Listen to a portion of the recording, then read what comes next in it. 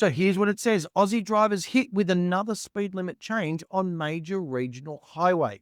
This is a highway. We're not talking about back streets. We're not talking about school zones. We're talking about an actual highway. Another major highway will see its speed limit reduced as road authorities attempt to overhaul regional roads across the state. Transport for New South Wales announced a change to an 8-kilometre section of the Great Western Highway, which travels through the Blue Mountains in the state's west. Currently, the speed limit between Falconbridge and Lyndon is 80 kilometres an hour, except for an eastbound section that is limited to 60 kilometres an hour for trucks and buses. The speed limit will be reduced to 70 kilometres an hour from next month for the safety of all road users. Where have we heard that line before? Travelling through the area, authorities said. The speed limit change is part of a major overhaul of New South Wales regional roads. Earlier this month, the decision to lower speed limits on the Mitchell Highway between Dubbo and Wellington was met with fierce backlash from angry locals who say lower speeds is not the answer. How about you start listening to the people, government?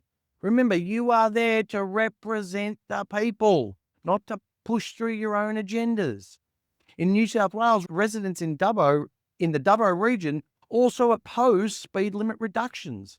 Many say that addressing road conditions should be a priority, including fixing the poor condition of some regional roads. I mean, again, wild and crazy controversial ideas that we're talking about now.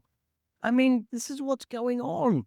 And again, every year we seem to just keep hearing about the same old solution. Lower the speed limit, install more speed cameras, issue more fines.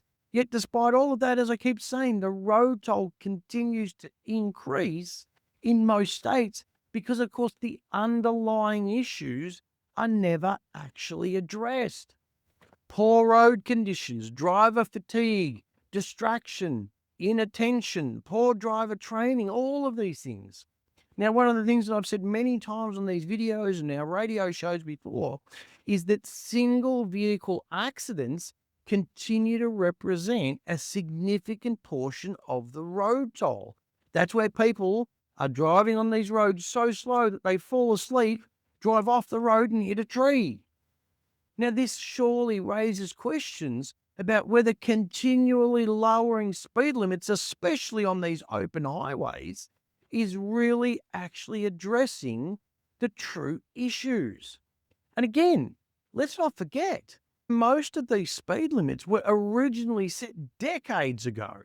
When cars had no ABS, they had drum brakes, for crying out loud, solid seatbelts, and by today's standards, what you consider a 1-star safety rating.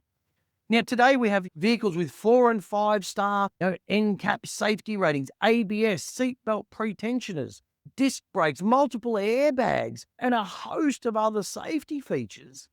Yet those in power choose to continually artificially reduce speed limits that were imposed decades ago when cars were significantly unsafer, all in this quest to just raise more revenue because they can't balance their budgets properly, and the states are doing it tough.